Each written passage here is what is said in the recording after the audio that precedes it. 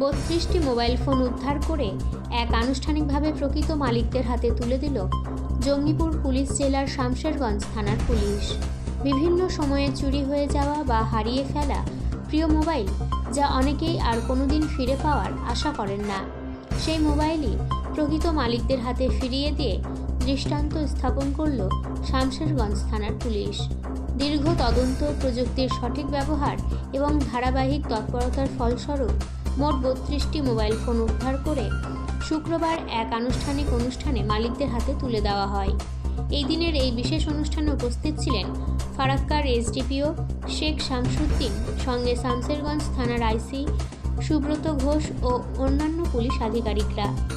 মোবাইলগুলির প্রকৃত মালিকানা যাচাই বাছাইয়ের পর সেগুলো মালিকদের হাতে দেওয়া হয় প্রশাসনের পক্ষ থেকে। কতদিন আগে হারিয়েছিল? প্রায় 1 বছর। 1 বছর। এই যে ফোন পেলেন, শামশেরগঞ্জ থানাকে কি বলবেন? শামশেরগঞ্জ থানা ভালোভাবে কাজ করছে, ফোন পাশাপাশি আরও অন্যান্যভাবে কাজ করছে।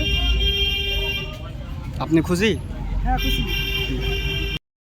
আজকে শামশেরগঞ্জ থানার পক্ষ থেকে যে প্রাপ্তি আমাদের প্রোগ্রামটা চলে, প্রতি মাসেই আমরা যে সমস্ত মোবাইল হারিয়ে যায় সেগুলো আমরা খুঁজে নিয়ে তারপরে প্রকৃত মালিককে ফিরিয়ে দিই।